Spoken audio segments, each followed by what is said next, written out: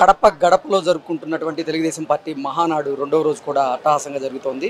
ఈ రెండవ రోజు కూడా తెలుగుదేశం పార్టీ కొన్ని కీలకమైనటువంటి తీర్మానాలను ప్రవేశపెట్టినటువంటి నేపథ్యంలో అందులో భాగంగానే నారా లోకేష్ గారికి తెలుగుదేశం పార్టీ వర్కింగ్ ప్రెసిడెంట్గా కీలక పదవి దక్కబోతుందనేటువంటి ప్రచారం జరుగుతున్న నేపథ్యంలో ఈ ప్రచారంలో వాస్తవం ఉందా లేదా అనేది మనం తెలుసుకునేటువంటి ప్రయత్నం చేద్దాం. ప్రస్తుతం మనతో పాటు ఉన్నారు ఆంధ్రప్రదేశ్ మంత్రివర్యులు కొల్లు రవీంద్ర గారు. సార్తో మాట్లాడదాం. రవీంద్ర గారు నమస్తే. రెండవ రోజు తెలుగుదేశం పార్టీ ఎన్నో కీలకమైనటువంటి తీర్మానాలను ప్రవేశపెట్టింది.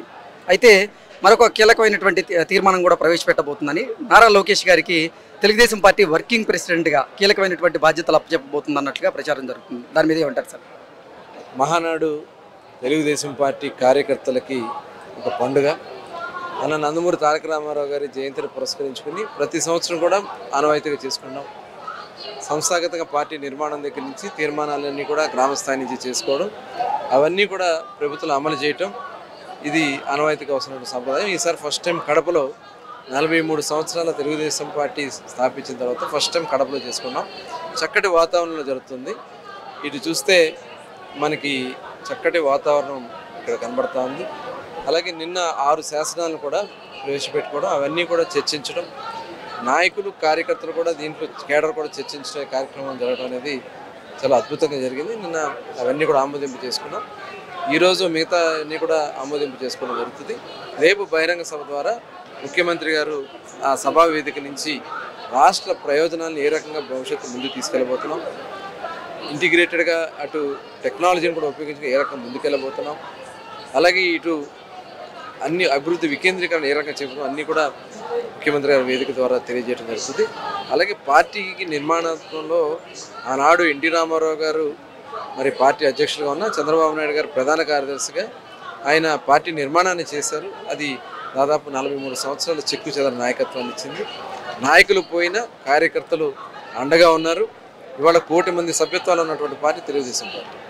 యువ నాయకుడు నారా లోకేష్ గారు దీన్ని టెక్నాలజీని కూడా ఇంటిగ్రేట్ చేయడం ద్వారా ఇవాళ పార్టీలో కూడా ఆయన ప్రధాన కార్యదర్శిగా చాలా క్రియాశీలకంగానే ఉన్నారు. డెఫినెట్గా ముఖ్యమంత్రి గారు కలిసి ఏ బాధ్యత, ఎందుకంటే ఆయన మంత్రిగా చేస్తూ ఉన్నారు, చాలా అద్భుతంగా చేస్తూ ఉన్నారు. అట్లాగే ఆయన ఇక్కడ పార్టీ కార్యకర్తల నాయకులు సంక్షేమం కూడా పెట్టి వారి యొక్క అభివృద్ధిని కూడా చూస్తూ ఉన్నారు. డెఫినెట్గా ఆయన బాబు గారి ఆలోచన ప్రకారం ఇచ్చినటువంటి నిర్ణయం ప్రకారం అందరూ కూడా ముందుకెళ్తారు. ఓకే సార్, వైఎస్ఆర్సీపీ ప్రభుత్వ హయాంలో జగన్మోహన్ రెడ్డి ముఖ్యమంత్రిగా ఉన్నటువంటి సమయంలో అన్ని శాఖల్లో కూడా భారీగా అవినీతి అవకతవకలతో పాటుపడ్డారు అంటూ కూడా తెలుగుదేశం పార్టీ నాయకులు ఆయన మీద ఆరోపణలు చేస్తున్నారు. అందులో భాగంగానే ఇప్పుడు మద్యం కుంభకోణం ఆంధ్రప్రదేశ్లో సంచలనంగా మారింది. ఈ మద్యం కుంభకోణంలో ఎవరైతే వైఎస్ఆర్సీపీ నేతలు ఇన్వాల్వ్ అయి ఉన్నారో వారు ఒకరి తర్వాత ఒకరు వరుస అరెస్టులు అయితే జరుగుతూ ఉన్నాయి. ఈ నేపథ్యంలోనే జగన్మోహన్ రెడ్డి తుది లబ్ధిదారు అంటూ తెలుగుదేశం పార్టీ చెప్తున్నటువంటి నేపథ్యంలో జగన్మోహన్ రెడ్డి అరెస్ట్ ఉండేటువంటి అవకాశం ఉందా అంటే ఏం చెప్తారు? అది మనం ఇప్పుడే మాట్లాడలేము, ఎందుకంటే చాలా లోతైన విచారణ జరుగుతూ ఉంది. ప్రధానంగా రాష్ట్రం అటు ప్రభుత్వానికి రావాల్సినటువంటి ప్రజాధనాన్ని దోచుకున్నారు, ఆరోగ్యాన్ని నాశనం చేశారు, విచ్చలవిడిగా ఎక్కడ పడితే అక్కడ అక్రమ మద్యాన్ని తెచ్చి వాళ్ళ స్వార్థంగా సంపాదన కోసం అవన్నీ కూడా డైవర్ట్ చేస్తున్నాయి. ఇవన్నీ కూడా విచారణలో బయటకు వస్తాయి. ఆల్రెడీ సిట్ ఉంది, సిట్టే కాకుండా ఆల్రెడీ మన ఈడీ కూడా ఎంటర్ అయింది కాబట్టి విచారణ పారదర్శకంగా జరుగుతుంది. వాస్తవ విషయాలకు బయటకు వస్తాయి. సార్, 4,000 కోట్ల అవినీతి జరిగిందని కొందరు, లేదు 40,000 కోట్ల అవినీతి జరిగిందని మరికొందరు, 99,000 కోట్ల అవినీతి జరిగిందంటూ ఇంకొందరు. అసలు ఏంటి సార్, దేంట్లో వాస్తవం ఉంది? ఇవన్నీ కూడా బయటకు వస్తాయి, మనం ఇప్పుడే మాట్లాడకూడదు.